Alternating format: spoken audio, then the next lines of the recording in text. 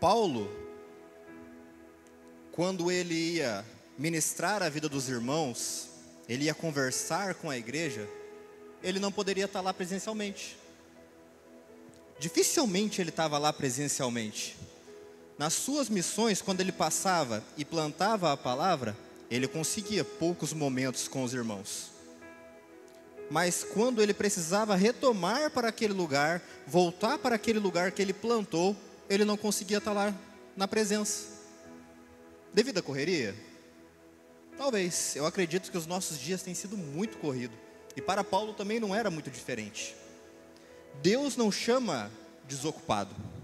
Deus chama quem está fazendo algo. Deus chama quem tem a vontade de gerar algo. Aquele que realmente está em movimento. E assim era com a vida de Paulo. Paulo estava ali na correria. Mas ele não poderia estar presencialmente. Havia uma circunstância que fazia Paulo não poder estar ali e ministrar a palavra de Deus. Todo mundo sabe quem foi Paulo, né? Paulo foi uma pessoa que escreveu pelo menos mais da metade do Novo Testamento.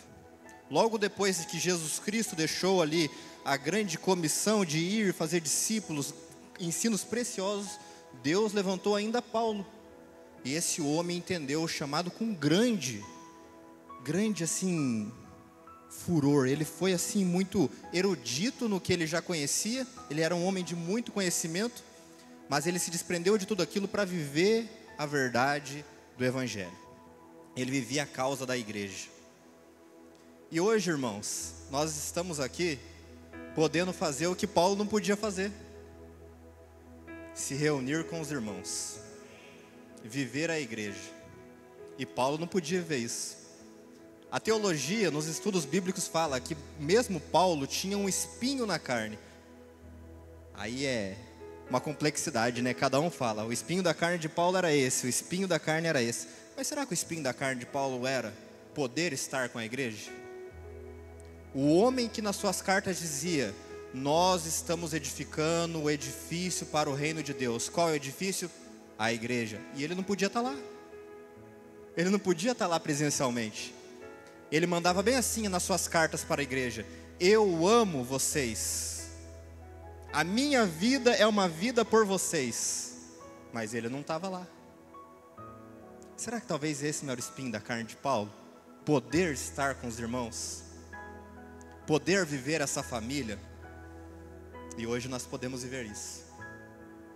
Quando nós nos reunimos, várias peças que se encaixam e edificam o reino de Deus.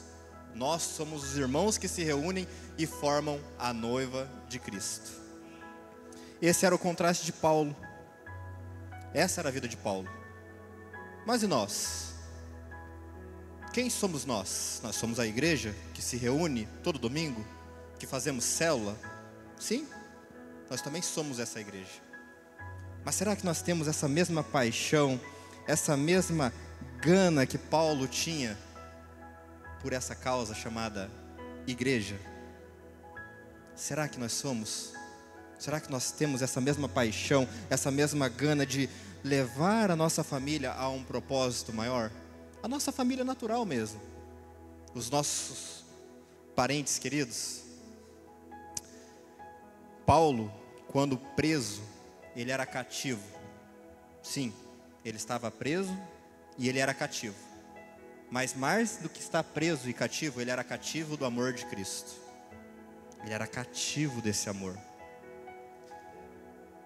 E é muito legal que cada mensagem que Paulo mandava para a igreja era uma situação diferente. Você abre Coríntios, é uma situação.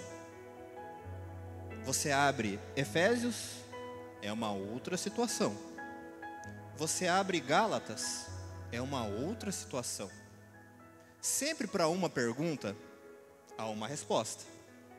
Sempre para um problema, há uma solução. E quem resolvia isso? Paulo. Toda a mensagem dele era baseada nisso.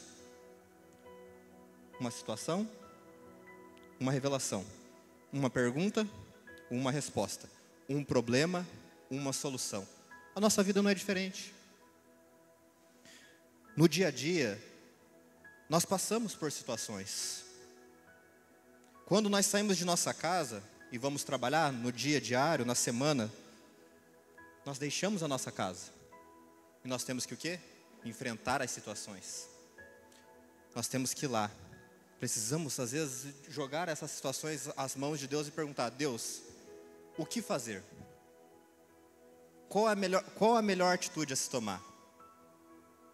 E Paulo, vendo a situação da igreja, vendo por tudo o que eles passavam, ele tinha que ali resolver as situações.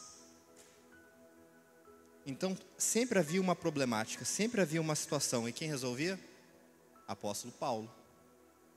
E nós, quando temos as nossas situações, nós também nos colocamos ao colo de Deus. Nós também nos levamos a entendimento de Deus. Senhor, o que fazer? Meu casamento não está indo muito bem.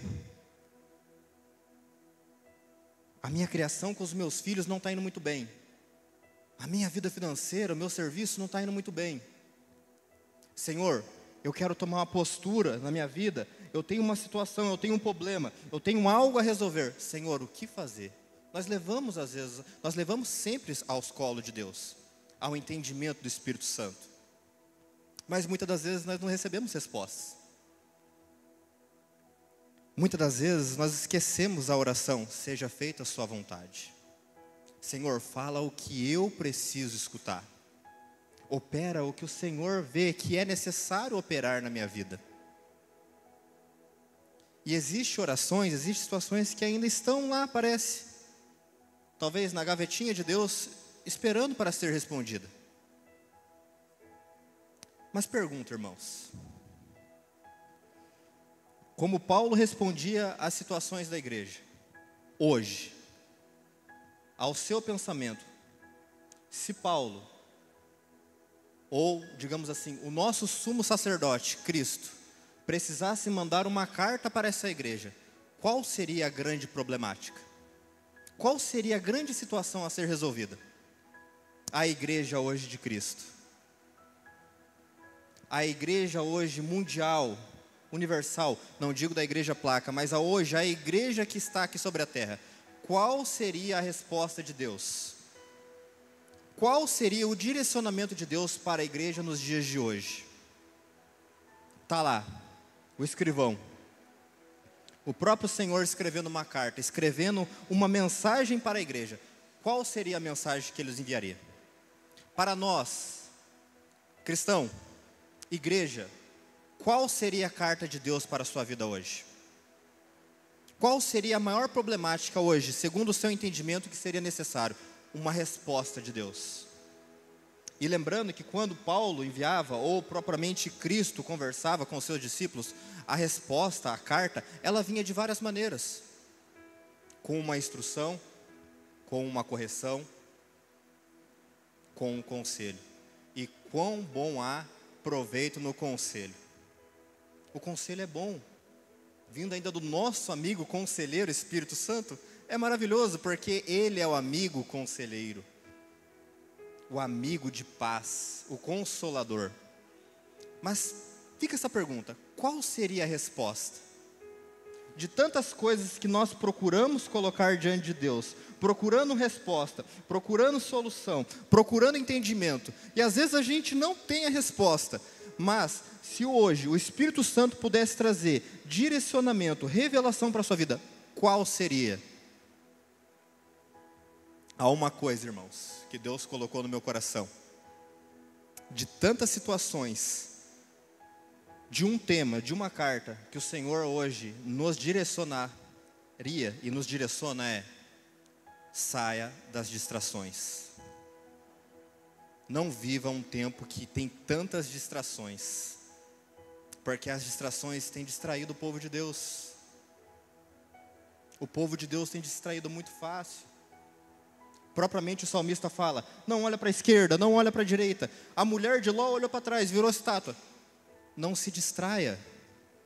Não se distraia. Não durma com o medo, como propriamente o pastor falou. Não fica com o medo. Olha para o filho, viva com o filho, contempla a cruz.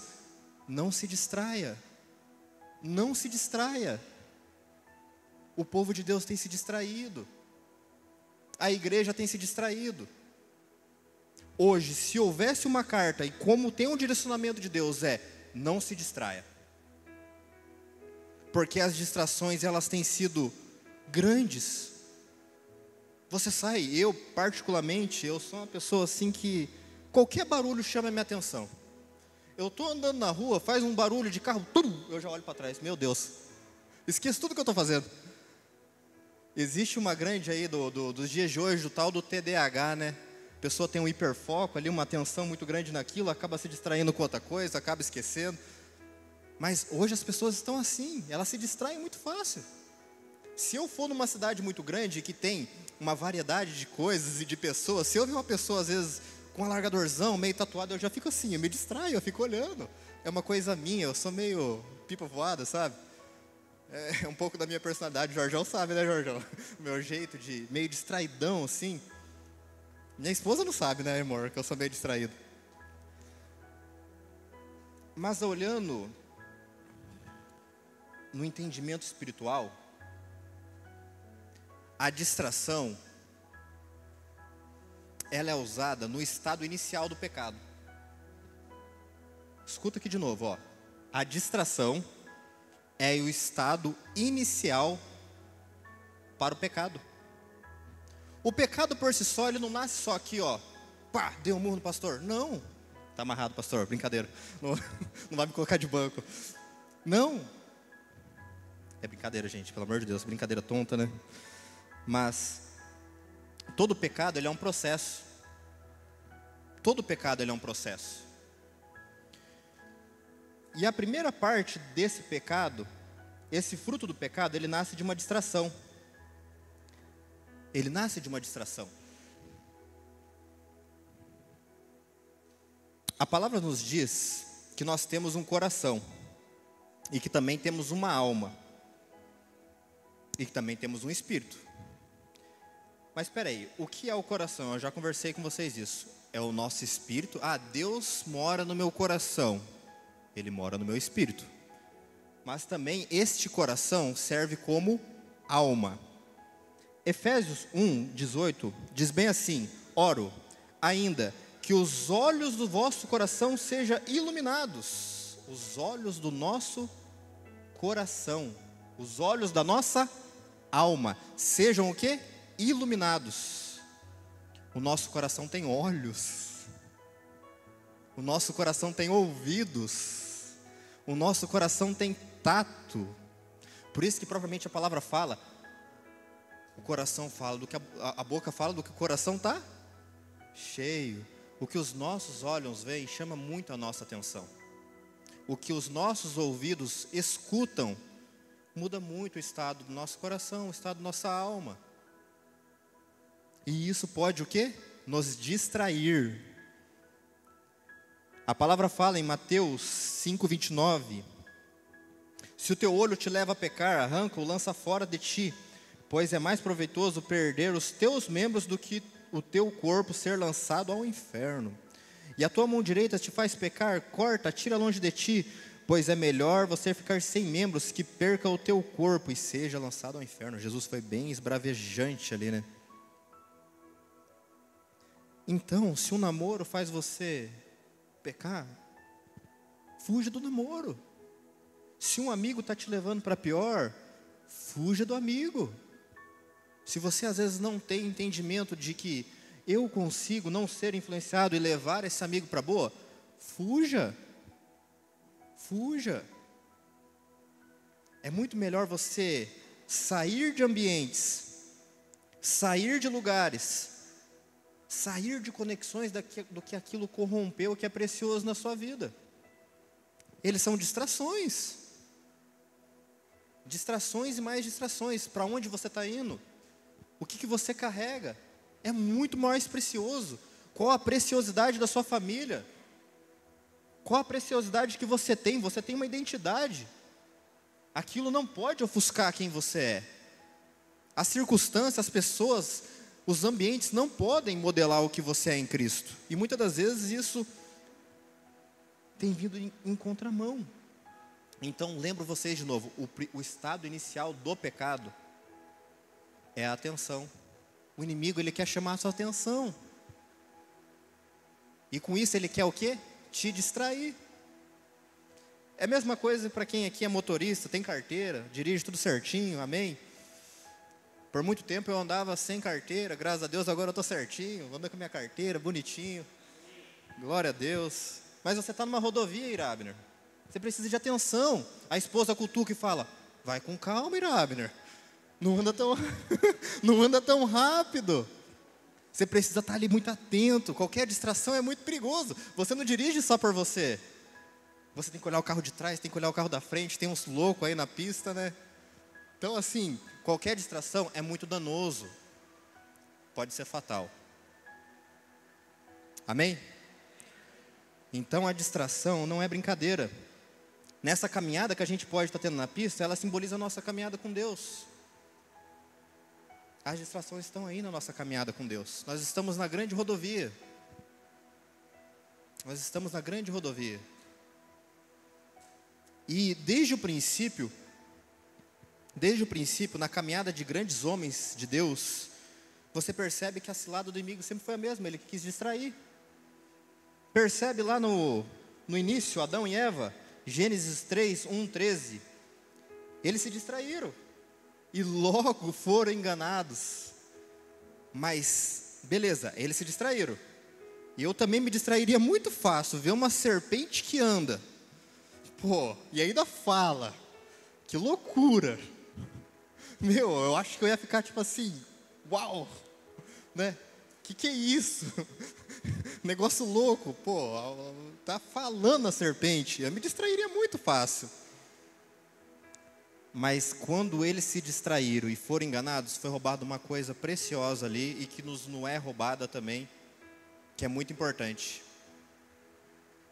A primeira coisa que o inimigo faz, quando ele quer enganar, e primeiramente ele nos distrai a esse ponto, é de não andar com a conformidade da palavra.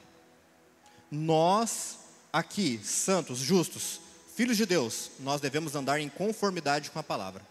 Qual era a palavra que eles tinham que andar ali? Comerás do fruto da vida. Pode comer de qualquer fruto, mas não da árvore do conhecimento do bem e do mal. Eles saíram da conformidade da palavra. Não saia da conformidade da palavra. O que a palavra diz a respeito do que você é? O que a palavra te orienta a andar?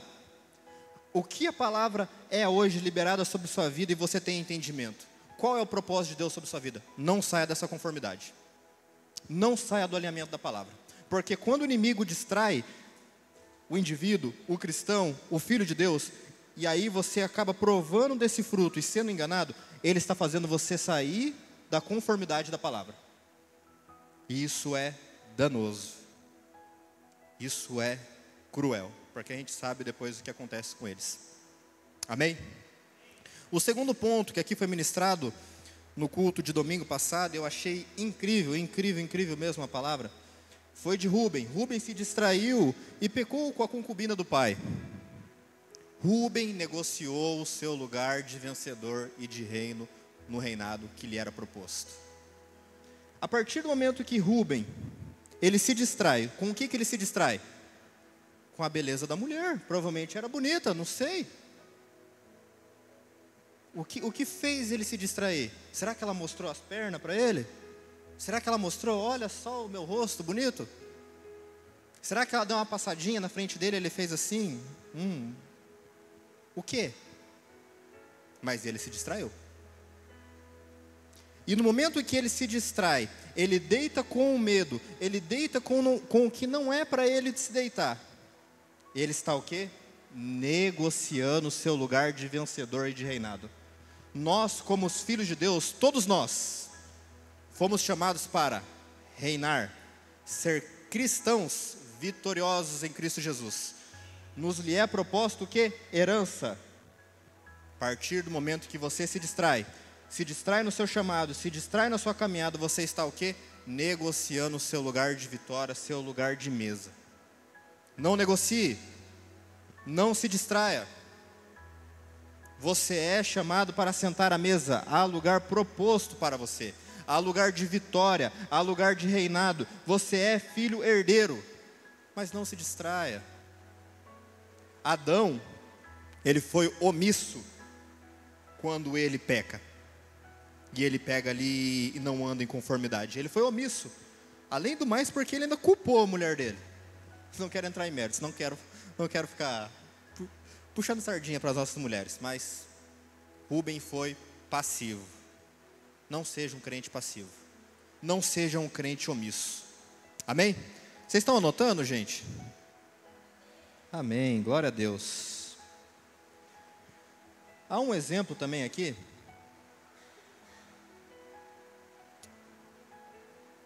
Só um parênteses na vida de Rúben. Nunca se ouve tanto números relacionados à promiscuidade do adultério. É muito grande, gente. É muito grande, não é brincadeira. O diabo nunca parou e ele nunca vai parar com esses atos, com essa distração na vida do cristão e na vida de qualquer ser humano. Então, por isso, tem que blindar os casamentos, blindar as nossas famílias, blindar as nossas crianças. Amém? Esaú, ele se distraiu também. E ele perdeu o seu lugar de primogênito por conta de um prato de comida, lentilhas. A palavra que está lá em Gênesis 25, 34. Se quiser colocar, pode colocar, fazendo um favor. Gênesis 25, 34. E detalhe, ele trocou pelo quê? Comida. O que nós comemos, nós somos, irmãos. Você é o que você adora. Você é o que você come. Esaú não sabia o que ele era e não sabia o que ele estava já se alimentando. E no momento em que ele troca a sua primogenitura com o seu irmão, ele não tem noção, porque ele não sabia o que ele estava comendo, ele não tinha nem noção daquilo o que aquilo estava refletindo sobre a vida dele. Nos dias de hoje, existe uma coisa, né, que a gente se alimenta de notícias e situações chamada celular, que distrai a gente facinho. Facinho, você pega o celular ali brincando, o quê? Meia, 1 hora, e você está se alimentando. Não é da palavra, muitas das vezes, você está lendo a palavra ali no celular, está vendo ali uma pregação ali, né? Mas falando em pregação, muitas das vezes a gente até questiona o que é pregado aqui em cima. Nós preferimos escutar a pregação do YouTube. Nós questionamos aquilo que nós estamos se alimentando. Nós questionamos. Me lembram muito um povo do deserto, né? Eles estavam na caminhada do deserto, Deus quer mudar o caráter deles, quer transformar a vida deles, mas não, eles são muito bons. Eles não precisam disso. Eles começam a lembrar: nossa, que saudade da comida que a gente comia no Egito. E Deus, na lógica dele ali, se eu colocar o maná do céu, o pão da vida, eu vou fazer uma dieta espiritual na vida desses crentes aí. Vamos fazer uma dieta espiritual, se alimentar um pouco mais do pão da vida? Não, eles queriam se alimentar das coisas efêmeras e passageiras. Eles queriam continuar comendo do alimento, um alimento que para eles consideravelmente era bons. Não, a ideia de Deus é ruim. Vamos viver a nossa ideia? É muito melhor. Justiça própria. O louvor aqui da igreja não está tão legal. Vamos escutar o louvor lá de fora? Vamos mudar o louvor? Esse louvor não é muito legal, eu não gosto muito desse louvor. Morada? Não, vamos colocar aqui um que eu mais gosto, mais energético, tal, elétrico. Por que eu digo isso, irmãos? Nos é dado alimento precioso do céu. Propriamente Jesus disse: não só do pão viverá o homem, mas de toda palavra que emana da boca de Deus. Eu sou o pão da vida. A árvore da vida que estava lá, o pão da vida, Jesus, o Cristo na cruz. Mas às vezes a gente quer colocar outros alimentos, quer misturar as coisas, e a gente acaba reclamando, justiça própria. Isso é distração. Isso é distração. O povo estava distraído, se distraiu por coisas fúteis. Fúteis. E quando é um louvor, né? Às vezes é coisa pior ainda. É só um exemplo, gente. É só um exemplo. Amém? Mas esse povo que se encheu de justiça própria não permitiu que Deus transformasse o coração deles. Isso é preocupante. Existe um outro exemplo na Bíblia, na caminhada dos grandes homens, que também é muito exemplo para nós. O exemplo de Davi. Todo mundo conhece a história de Davi, né? O homem que estava no pasto, era pastor de ovelhas, foi levado a ser um grande rei, matou Golias, se tornou o rei das guerras, o grande rei que matou 10.000, que matou mais, se cantava cânticos a Davi. Mas um dia Davi não estava exercendo ali o papel de rei, porque o rei não é o rei que ficava ali sentado na cadeira dele de rei, só dando as ordens. Era o rei que ia e tomava a liderança e ia à frente da guerra. É a postura hoje de um grande líder, né? A gente vê aquelas comparações de um líder, né? O líder mandando, o líder ir na frente, puxando, dando exemplo. Mas naquele momento Davi, não sei se ele foi um líder autoritário ou alguma coisa assim, mas ele não estava no local de guerra. Ele não estava talvez no seu local de autoridade. Ele não estava no local de execução. Davi não estava. Onde que ele estava? No pátio do seu reinado, usufruindo de suas coisas muito belas, comendo das melhores frutas, dos melhores manjares, das melhores bebidas. Ele estava no descanso. É bom dar uma descansada. Claro que é uma delícia dar uma descansada. Propriamente Deus descansou no 7º dia. E Deus não cansa, mas Ele descansou. A palavra fala que Ele desfrutou. Deus desfrutou da sua criação. Para nós é muito necessário também desfrutar de um belo dia, do prazer, do nosso suor, que a gente planta tantas coisas, né? Você chegar no final do ano e poder fazer uma viagem, né, Miri? Pô, desfrutar, irmão. Pô, mentalidade de sucesso, não de escassez. Nos é necessário descansar, e descansar é desfrutar. Mas Davi não estava no local que ele tinha que estar. E a palavra fala que ele vai e pega, me desculpa o jeito de dizer, ele vai e peca com a mulher de seu amigo, o general.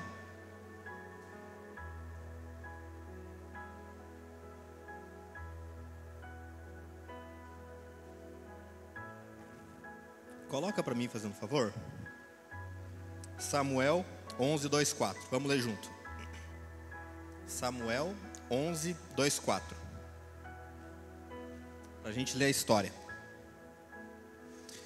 E a palavra fala que ele vai e peca com a mulher de Urias, um dos seus generais. E no momento que ele peca, ele pecou por quê? Ele estava vulnerável à distração. Ele sai, vê a mulher a uma distância se banhando e ele se distrai. Samuel, acho que é eu não anotei aqui, 1 Samuel 11, 2, 4. Se eu não me engano, qual coisa é a segunda? Eu não anotei aqui, perdão. Não, é 2 Samuel.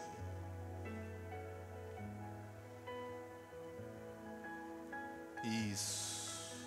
Um dia, após o almoço, levantou-se depois de ter dormido um pouco. Após o almoço, tirou um soninho, dia de domingo, né? Ó, gostoso.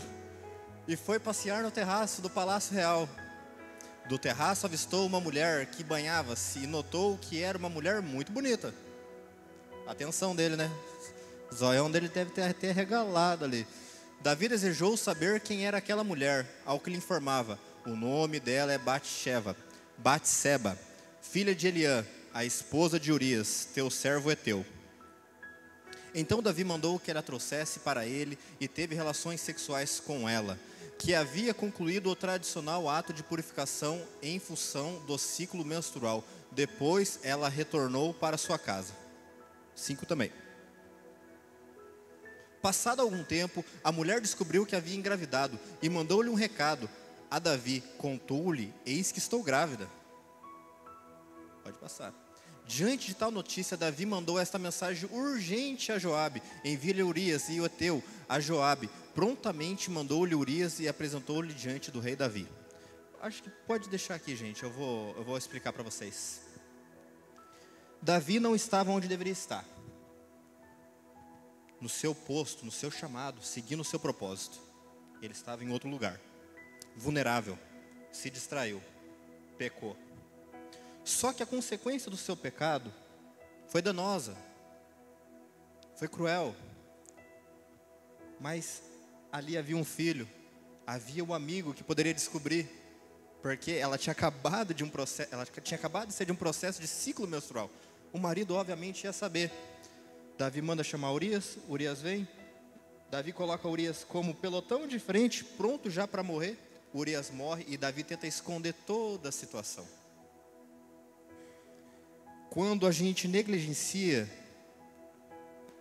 posicionamento, os lugares que a gente deve estar, o homem na sua casa, o cabeça, a mulher ali na sua situação de ser auxiliadora, de estar ali auxiliando a vida do seu marido, cumprindo o seu chamado, executando as funções que lhe é dada, o homem também, nós estamos ali sendo omissos, nós estamos ali talvez negociando a nossa família, nós estamos ali negociando o nosso chamado com Deus, a nossa vida com a igreja. Nós nos colocamos nessa posição, nós nos deixamos ser vulneráveis, nós negociamos ali o nosso lugar de reinado no chamado. E assim aconteceu com Davi. E sempre quando acontece uma caca, é muito engraçado.